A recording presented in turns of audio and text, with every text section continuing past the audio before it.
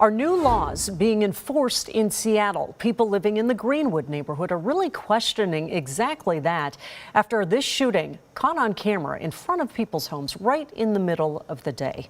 Good evening and thank you for joining us. I'm Monique Minglavin. And I'm Madeline Ottley in for Gary Horker. KIRO 7's Brandon Thompson is live from SPD's North Precinct.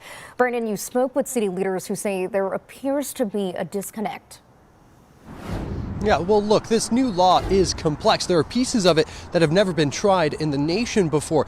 But the city leaders I'm speaking with say there are other pieces of this ordinance that Seattle police asked for specifically, and they say it needs to be put into action. Bullets sprayed through a neighborhood on Saturday afternoon. 12:15 in the afternoon. It just enraged me, really. The latest instance in a trend Andrew Steele-Smith has tracked for years.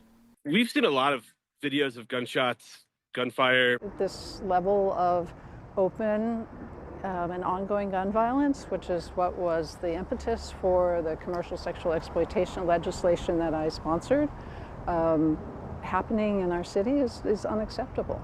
In September, City Council passed Moore's legislation to address it. It does three things: instructs officers to work with and bring sex workers to recovery services, and criminalizes promoting loitering for prostitution that officers need training on. And I expect that that's going to be rolled out early Q1, early next year. But the third piece reinstates a law forbidding prostitution loitering, something Moore says she sees video of every day. Unfortunately, there are many patrol officers who are unaware that there was a loitering law passed. In the neighborhoods along Aurora, there were more than 40 prostitution-related arrests all of last year. Through 11 months, fewer than 30 arrests for those crimes this year.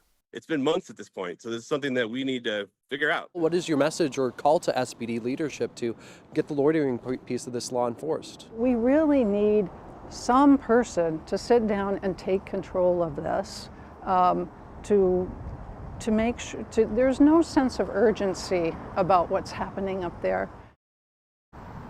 So we did reach out to Seattle police. They say they are not commenting on this case specifically. There were no injuries reported Saturday when this shooting happened, and no suspects have been arrested. Live in North Seattle, Brandon Thompson, KIRO 7 News. All right, Brandon, thank you so much for that.